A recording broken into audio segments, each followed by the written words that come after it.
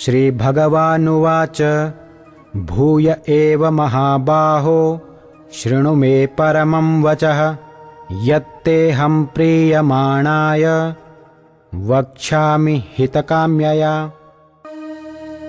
श्रीभगवानुवाच भूय एव महाबाहो शृणु मे परमं वचः यत्तेऽहं प्रीयमाणाय वक्ष्यामि हितकाम्यया।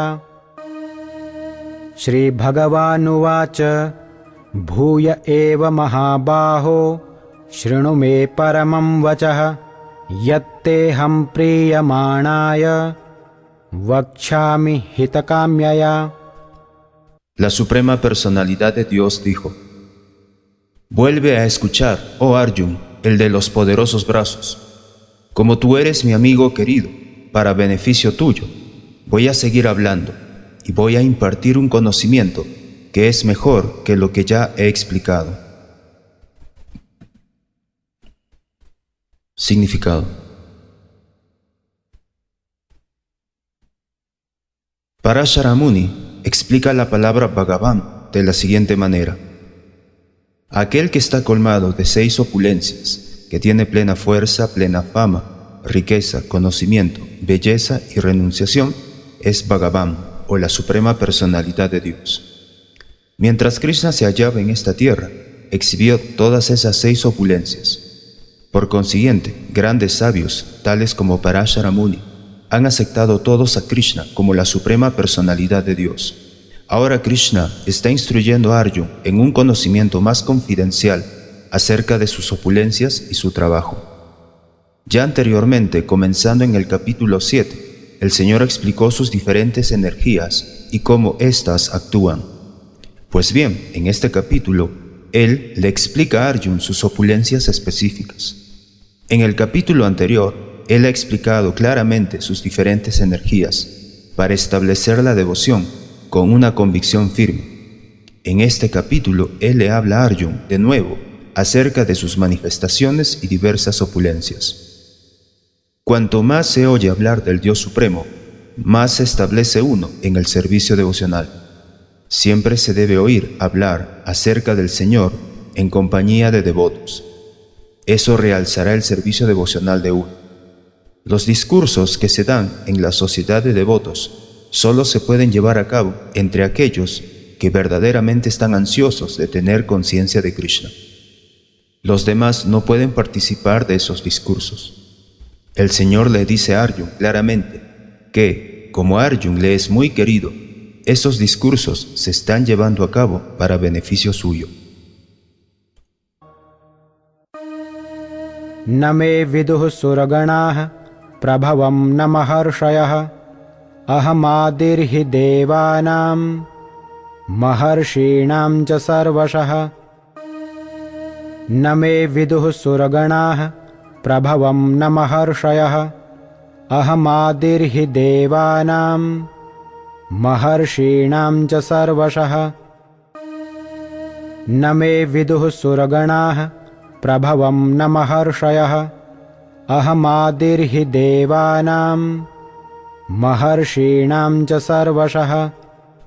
Ni las legiones de semidioses, ni los grandes sabios conocen mi origen ni mis opulencias, ya que en todos los aspectos yo soy la fuente de los semidioses y de los sabios. Significado. Como se afirma en la Brahma Samhita, el Señor Krishna es el Señor Supremo. Nadie es superior a Él. Él es la causa de todas las causas. Aquí el Señor también afirma personalmente que Él es la causa de todos los semidioses y sabios. Ni siquiera los semidioses y grandes sabios pueden entender a Krishna. Ellos no pueden entender ni su nombre ni su personalidad. Así que, ¿qué podemos decir de los supuestos eruditos de este diminuto planeta? Nadie puede entender por qué este Dios Supremo viene a la tierra como un ser humano ordinario y ejecuta actividades tan maravillosas y fuera de lo común. Uno debe saber entonces que la erudición no es la cualidad necesaria para entender a Krishna. Hasta los semidioses y los grandes sabios han tratado de entender a Krishna mediante su especulación mental y no lo han logrado. En el Srimad Bhagavatam también se dice claramente que ni siquiera los grandes semidioses son capaces de entender a la suprema personalidad de Dios. Ellos pueden especular hasta los límites de sus sentidos imperfectos y pueden llegar a la conclusión opuesta del impersonalismo, de algo que no hayan manifestado las tres cualidades de la naturaleza material, o ellos pueden imaginar algo mediante la especulación mental, pero no es posible entender a Krishna mediante esa necia especulación. Aquí el Señor dice indirectamente que si alguien quiere conocer a la verdad absoluta, heme aquí presente como la suprema personalidad de Dios. Yo soy el Supremo. Uno debe saber eso. Aunque uno no pueda entender al inconcebible Señor que está presente personalmente, no obstante, Él existe. Nosotros podremos entender de hecho a Krishna, quien es eterno y está lleno de bienaventuranza y conocimiento, si tan solo estudiamos sus palabras en el Bhagavad Gita y el Srimad Bhagavatam. El concepto de Dios como algún poder gobernante o como el Brahman impersonal pueden llegar a entenderlo las personas que se encuentran en el plano de la energía inferior del Señor, pero a la personalidad de Dios no se lo puede concebir a menos que se esté en la posición trascendental. Como la mayoría de los hombres no pueden entender a Krishna en su verdadera situación, Él desciende por su misericordia sin causa a favorecer a esos especuladores. Mas a pesar de las extraordinarias actividades del Señor Supremo, esos especuladores, debido a la contaminación de que son objeto en el plano de la energía material, siguen pensando que el Brahman impersonal es el Supremo. Solo los devotos que están plenamente entregados al Señor Supremo pueden entender, por la gracia de la personalidad suprema, que Él es Krishna. Los devotos del Señor no le hacen caso a la concepción de Dios como el Brahman impersonal. Su fe y devoción los lleva a entregarse inmediatamente al Señor Supremo, y por la misericordia sin causa de Krishna, ellos pueden entender a Krishna.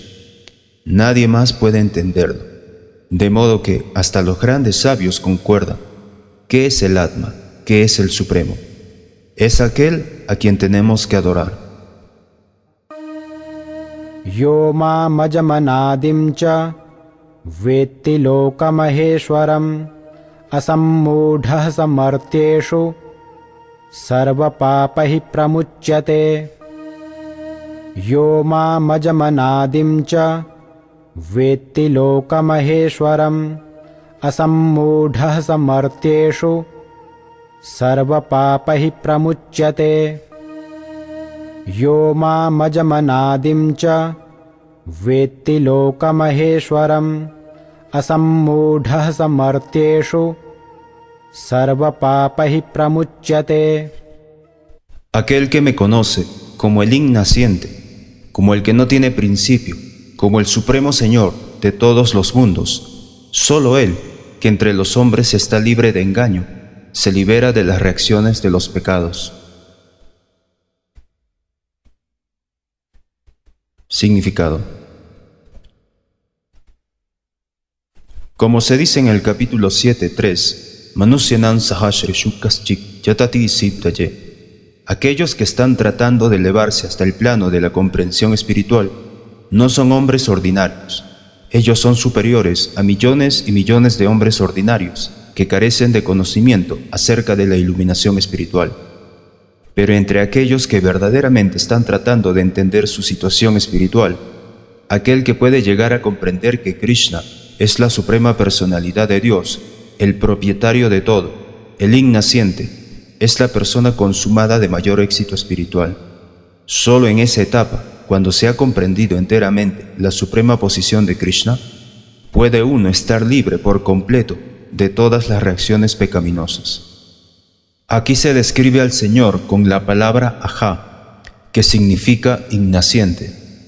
Pero Él es distinto de las entidades vivientes, a quienes se las describe como Ajá en el capítulo 2. El Señor es diferente de las entidades vivientes, que están naciendo y muriendo a causa del apego material.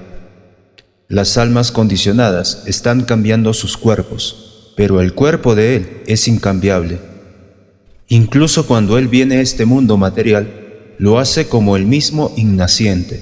Por lo tanto, en el cuarto capítulo se dice que el Señor, en virtud de su potencia interna, no se halla bajo el control de la energía material inferior, sino que siempre se halla en el plano de la energía superior.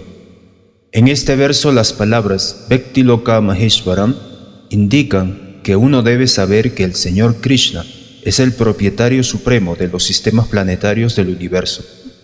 Él existía antes de la creación y Él es diferente de su creación. Todos los semidioses fueron creados dentro de este mundo material, pero en lo que respecta a Krishna, se dice que Él no es creado. Así pues, Krishna es diferente incluso de los grandes semidioses, tales como Brahma y Shiva. Y como Él es el creador de Brahma, Shiva y los demás semidioses, Él es la persona suprema de todos los planetas. Shri Krishna es, entonces, diferente de todo lo creado, y cualquiera que lo conozca de ese modo, se libera de inmediato de todas las reacciones pecaminosas. Para tener conocimiento acerca del Señor Supremo, uno debe estar liberado de las actividades pecaminosas. A Él solo se lo puede conocer por medio del servicio devocional y por ningún otro medio, tal como se declara en el Bhagavad Gita. Uno no debe tratar de entender a Krishna como si Él fuera un ser humano. Como se dijo antes, solo una persona necia lo considera a Él un ser humano. Ello se expresa aquí de nuevo de una manera diferente. Un hombre que no es necio, que es lo suficientemente inteligente como para entender la posición constitucional de la divinidad, siempre está libre de todas las reacciones pecaminosas. Si a Krishna se lo conoce como el hijo de Devaki, entonces, ¿cómo puede ser innaciente? Eso también se explica en el Srimad Bhagavatam. Cuando Él apareció ante Devaki Vasudeva, no nació como un niño ordinario. Él apareció en su forma original y luego se transformó en un niño ordinario. Todo lo que se hace bajo la dirección de Krishna es trascendental. Ello no puede contaminarse con las reacciones materiales, las cuales pueden ser favorables o desfavorables. La concepción de que en el mundo material hay unas cosas favorables y otras desfavorables es más o menos una invención mental, pues en el mundo material no hay nada favorable. Todo es desfavorable, porque la propia cobertura material es desfavorable. Nosotros tan solo imaginamos que es favorable. Lo verdaderamente favorable depende de las actividades que se realizan en el plano de conciencia de Krishna, con plena devoción y servicio. Si de algún modo queremos, pues, que nuestras actividades sean auspiciosas, debemos trabajar entonces bajo las indicaciones del Señor Supremo. Esas indicaciones se dan en escrituras autoritativas, tales como el Srimad Bhagavatam y el Srimad Bhagavad Gita, o las de un maestro espiritual genuino. Como el maestro espiritual es el representante del Señor Supremo, sus indicaciones son directamente las indicaciones del Señor Supremo. El maestro espiritual, las personas santas y las escrituras dirigen de la misma manera. Entre estas tres fuentes no hay ninguna contradicción. Todas las acciones que se hacen bajo esa dirección están libres de las reacciones de las actividades piadosas o impías de este mundo material. La actitud trascendental que el devoto tiene en la ejecución de actividades es de hecho una actitud de renunciación, y eso se denomina sannyasa. Como se declara en el primer verso del 6º capítulo del Bhagavad Gita, aquel que actúa como una cuestión de deber, porque así se le ha ordenado el Señor Supremo, y que no busca refugiarse en los frutos de sus actividades, anashritaha karma phalam, es un verdadero renunciante. Todo aquel que actúa bajo la dirección del Señor Supremo es de hecho un sannyasi y un yogi, y no el hombre que simplemente ha adoptado el traje del sannyasi o un falso yogi. Buddhir jnanam sammoha kshama satyam damah shamah sukham dukkham bhavo bhavo bhayam cha bhayameva cha ahimsa samata tushtis tapo danam yasho yashah bhavanti bhava bhutanam matta eva prithagvidhah. Buddhir jnanam sammoha kshama satyam damah shamah सुखं दुःखं भवो भावो भयं चाभयमेव च अहिंसा समता तुष्टिस्तपोदानं यशो यशः भवन्ति भावा भूतानां मत्त एव पृथग्विधाः बुद्धिर्ज्ञानमसम्मोहः क्षमा सत्यं दमः शमः सुखं दुःखं भवो भावो भयं चाभयमेव च अहिंसा समता तुष्टिस्तपोदानं यशो यशः भवन्ति भावा भूतानां मत्त एव पृथग्विधाः। La inteligencia, el conocimiento, la ausencia de duda y engaño, la indulgencia, la veracidad, el control de los sentidos, el control de la mente, la felicidad, la aflicción, el nacimiento, la muerte, el temor, la valentía, la no violencia, la ecuanimidad, la satisfacción, la austeridad, la caridad, la fama y la infamia, todas estas diversas cualidades de los seres vivos, solo son creadas por mí. Significado. Las diferentes cualidades de las entidades vivientes, ya sean buenas o malas, son todas creadas por Krishna, y aquí se las describe. Inteligencia se refiere a la capacidad de analizar las cosas en su correcta perspectiva, y conocimiento se refiere al hecho de entender lo que es el espíritu y lo que es la materia. El conocimiento ordinario que se obtiene con una educación universitaria es relativo únicamente a la materia, y aquí no se lo acepta como conocimiento. Conocimiento significa conocer la diferencia que hay entre el espíritu y la materia. En la educación moderna no hay ningún conocimiento acerca del espíritu. Ellos tan solo se están ocupando de los elementos materiales y de las necesidades físicas. Por consiguiente, el conocimiento académico no es completo. Asan Moha, la ausencia de duda y engaño, se puede lograr cuando uno no vacila y cuando entiende la filosofía trascendental.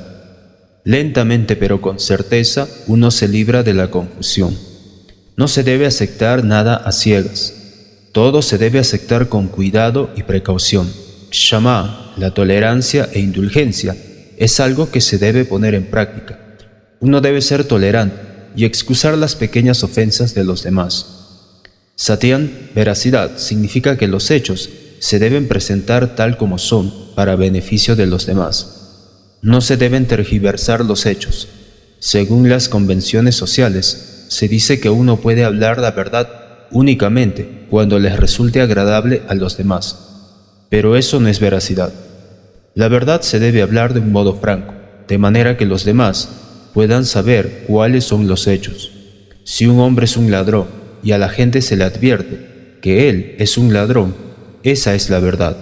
Aunque a veces la verdad sea desagradable, uno no debe dejar de hablar. La veracidad exige que se presenten los hechos tal como son, para beneficio de los demás. Esa es la definición de verdad. El control de los sentidos significa que estos no se deben emplear para el disfrute personal innecesario. No hay nada que prohíba satisfacer las verdaderas necesidades de los sentidos, pero el disfrute innecesario de los sentidos va en detrimento del avance espiritual. Por lo tanto, se debe reprimir el uso innecesario de los sentidos. De forma similar, uno debe evitar que la mente se entregue a pensamientos innecesarios. Eso se denomina sama. Uno no debe perder el tiempo en considerar cómo hacer dinero. Ese es un mal uso de la capacidad de pensar. La mente se debe utilizar para entender la necesidad fundamental de los seres humanos, y ello se debe presentar de un modo autoritativo. La capacidad de pensar se debe desarrollar en compañía de personas que sean autoridades en las escrituras, personas santas, maestros espirituales y aquellos cuyo pensamiento está sumamente desarrollado. Sukham, el placer o la felicidad, siempre debe proceder de aquello que sea favorable para el cultivo del conocimiento espiritual del proceso de conciencia de Krishna. E igualmente aquello que es doloroso o que causa aflicción, es aquello que es desfavorable para el cultivo de conciencia de Krishna. Todo lo que sea favorable para el desarrollo de conciencia de Krishna se debe aceptar, y todo lo desfavorable se debe rechazar. Bhava, el nacimiento, se debe entender que se refiere al cuerpo. En lo que respecta al alma, para ella no hay nacimiento ni muerte. Eso ya lo hemos discutido al comienzo del Bhagavad Gita. El nacimiento y la muerte se le aplican al cuerpo que uno ha adquirido en el mundo material. El temor se debe a la preocupación por el futuro.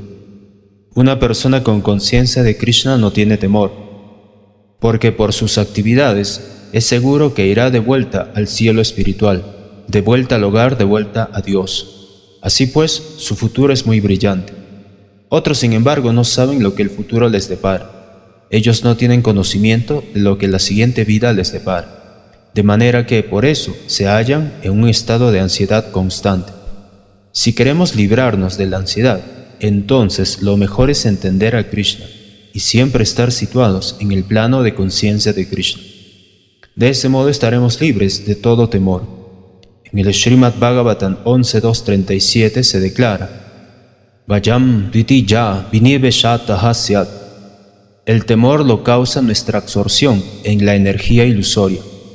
Pero aquellos que están libres de la energía ilusoria, aquellos que están seguros de que no son el cuerpo material, que están seguros de que son partes espirituales de la Suprema Personalidad de Dios y que por ende están dedicados al trascendental servicio de la Divinidad Suprema, no tienen nada que temer. Su futuro es muy brillante. Ese temor es una condición propia de las personas que no se hallan en estado de conciencia de Krishna. Abhayam, o la valentía, solo puede existir en aquel que se halla en estado de conciencia de Krishna. Ahimsa, no violencia, significa que uno no debe hacer nada que ponga a otros en una situación de sufrimiento o confusión. Las actividades materiales que prometen los muchos políticos, sociólogos, filántropos, etc., no producen muy buenos resultados, ya que los políticos y filántropos no tienen una visión trascendental. Ellos no saben qué es lo verdaderamente beneficioso para la sociedad humana. Ahimsa significa que la gente debe ser adiestrada de modo tal que se pueda lograr la plena utilización del cuerpo humano. El cuerpo humano es para la iluminación espiritual, así que cualquier movimiento o cualesquiera comisiones que no fomenten ese fin cometen un acto de violencia contra el cuerpo humano. Aquello que fomenta la felicidad espiritual futura de la generalidad de la gente se denomina no violencia. Samatha, ecuanimidad, se refiere al hecho de estar libre del apego y la aversión. Estar muy apegado o estar muy desapegado no es lo mejor. Este mundo material se debe aceptar sin apego ni aversión. Aquello que es favorable para la prosecución del cultivo de conciencia de Krishna se debe aceptar. Aquello que es desfavorable se debe rechazar. Eso se denomina samatha, ecuanimidad. Una persona en estado de conciencia de Krishna no tiene nada que rechazar ni nada que aceptar más que en función de la utilidad de las cosas en la prosecución del cultivo de conciencia de Krishna.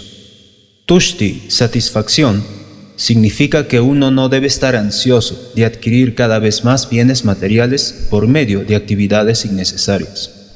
Uno debe sentirse satisfecho con lo que sea que obtenga por la gracia del Señor Supremo. Eso se denomina satisfacción. Tapas significa austeridad o penitencia. En los Vedas existen muchas reglas y regulaciones que se aplican aquí, como el despertarse temprano por la mañana y darse un baño. A veces es muy difícil levantarse temprano por la mañana, pero cualquier dificultad como esa que uno afronte voluntariamente se denomina penitencia.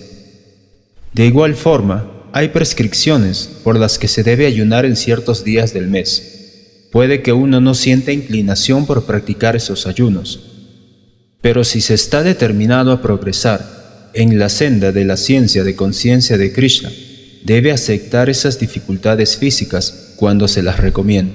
Sin embargo, uno no debe ayunar innecesariamente o en contra de las disposiciones védicas. Uno no debe ayunar con algún fin político. Eso se describe en el Bhagavad Gita como ayuno en el plano de la ignorancia. Y todo lo que se haga bajo el influjo de la ignorancia o de la pasión no lleva al adelanto espiritual.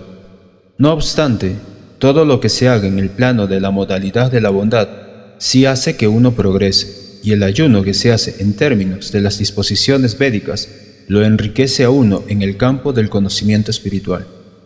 En lo que respecta a la caridad, uno debe dar el 50% de sus ingresos para alguna buena causa. ¿Y qué es una buena causa?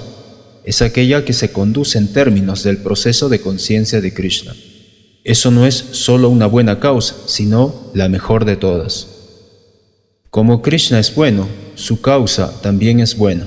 Así pues, la caridad se le debe dar a una persona que está dedicada al proceso de conciencia de Krishna. De acuerdo con la literatura védica, se estipula que la caridad se les debe dar a los brahmanos. Esta práctica todavía se sigue, aunque no muy de acuerdo con las disposiciones védicas, pero aún así la disposición señala que la caridad se les debe dar a los brahmanas. ¿Por qué? Porque ellos están dedicados al cultivo superior del conocimiento espiritual. Se espera que el brahmana consagre toda su vida a la comprensión del Brahman. Brahmayani titi brahmanaha. Aquel que conoce el Brahman se denomina Brahman. Luego, la caridad se les ofrece a los brahmanas, ya que, como ellos siempre están dedicados al servicio espiritual superior, no tienen tiempo de ganarse la vida. En la literatura védica también se dice que la caridad se le debe otorgar al que renuncia a la vida ordinaria, al sannyasi. Los sannyasis mendigan de puerta en puerta, mas no en busca de dinero, sino con propósitos misioneros. El sistema consiste en que ellos van de puerta en puerta para despertar del sopor de la ignorancia a los miembros del hogar. Puesto que los miembros del hogar están dedicados a los asuntos familiares y han olvidado el verdadero objetivo que deben tener en la vida, el de despertar su conciencia de Krishna, los sannyasis tienen la tarea de ir como mendigos a los hogares y animar a sus miembros a que se vuelvan conscientes de Krishna. Como se dice en los Vedas, uno debe despertarse y lograr lo que le corresponde en esta forma de vida humana. El conocimiento y el método para ello lo distribuyen los sannyasis, de modo que la caridad se les debe dar al que renuncia a la vida común, a los brahmanas y a buenas causas similares, y no a cualquier causa caprichosa. Yasas, fama, debe ser como lo indicó el señor Chaitanya, quien dijo que un hombre es famoso cuando es conocido como un gran devoto. Eso es verdadera fama. Si uno se ha vuelto un gran hombre en el proceso de conciencia de Krishna, y ello se llega a saber, entonces se es verdaderamente famoso. Aquel que no tiene esa clase de fama es infame. Todas esas cualidades se manifiestan por todo el universo, en la sociedad humana y en la sociedad de los semidioses. Hay muchas formas de humanidad en otros planetas, y en ellos se encuentran esas cualidades. Ahora bien, para aquel que quiere progresar en el cultivo de conciencia de Krishna, Krishna crea todas esas cualidades, pero la propia persona hace que se desarrolle en ella desde dentro.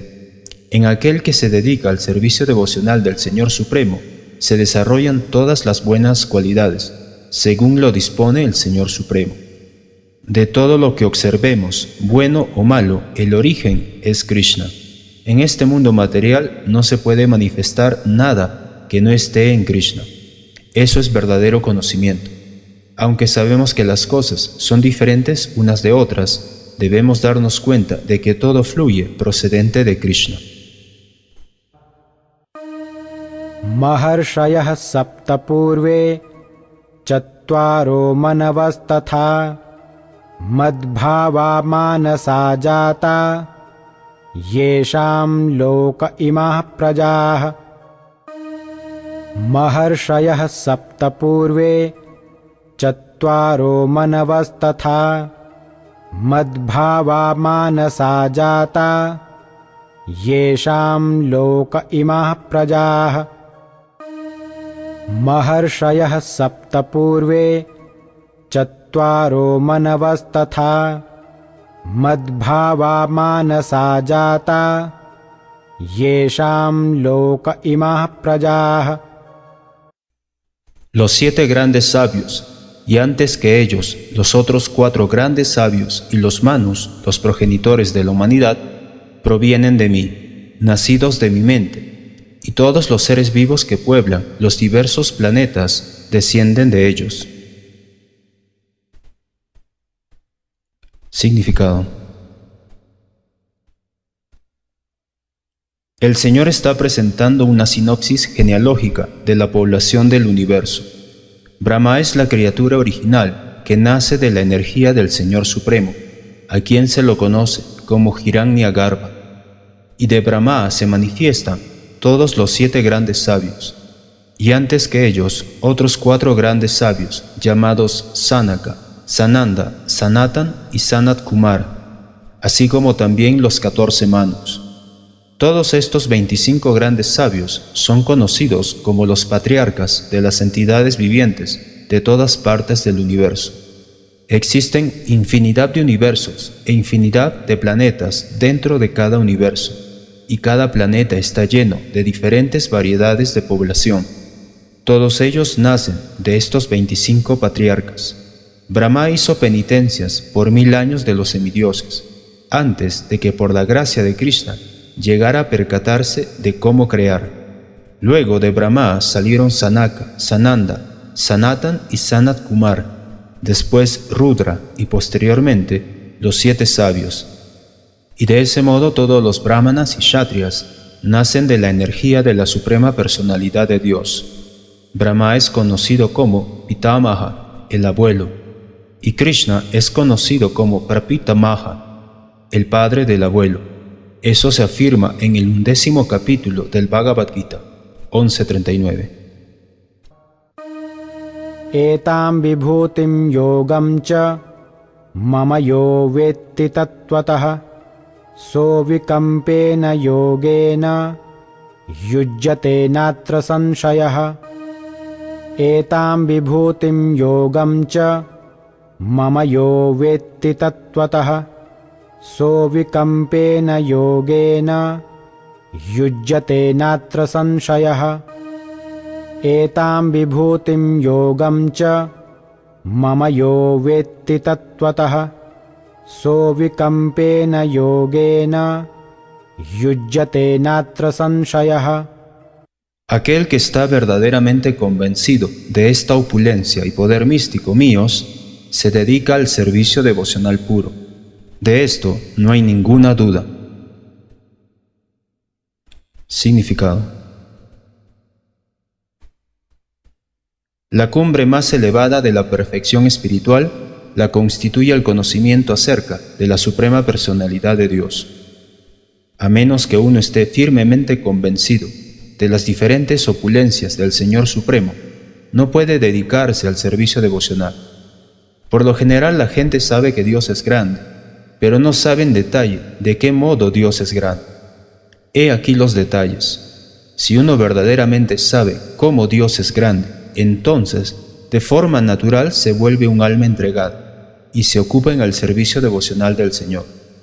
Cuando uno llega a conocer en verdad las opulencias del Supremo, no queda otro recurso más que el de entregarse a Él. Ese conocimiento verdadero se puede adquirir de las descripciones del Srimad Bhagavatam, el Bhagavad Gita y escrituras similares. Para la administración de este universo existen muchos semidioses distribuidos por todo el sistema planetario, y entre ellos los principales son Brahma, el señor Shiva y los 4 grandes Kumaras y otros patriarcas. Hay muchos antepasados de la población del universo, y todos ellos nacen del Señor Supremo, Krishna. La suprema personalidad de Dios Krishna es el antepasado original de todos los antepasados. Esas son algunas de las opulencias del Señor Supremo. Cuando uno está firmemente convencido de ellas, acepta a Krishna con gran fe y sin ninguna duda, y se dedica al servicio devocional. Todo ese conocimiento específico es necesario para aumentar el interés de uno en el amoroso servicio devocional del Señor. Uno no debe desdeñar el esfuerzo de entender por completo cuán grande es Krishna, ya que al conocer la grandeza de Krishna, se podrá estar fijo en la ejecución de un servicio devocional sincero.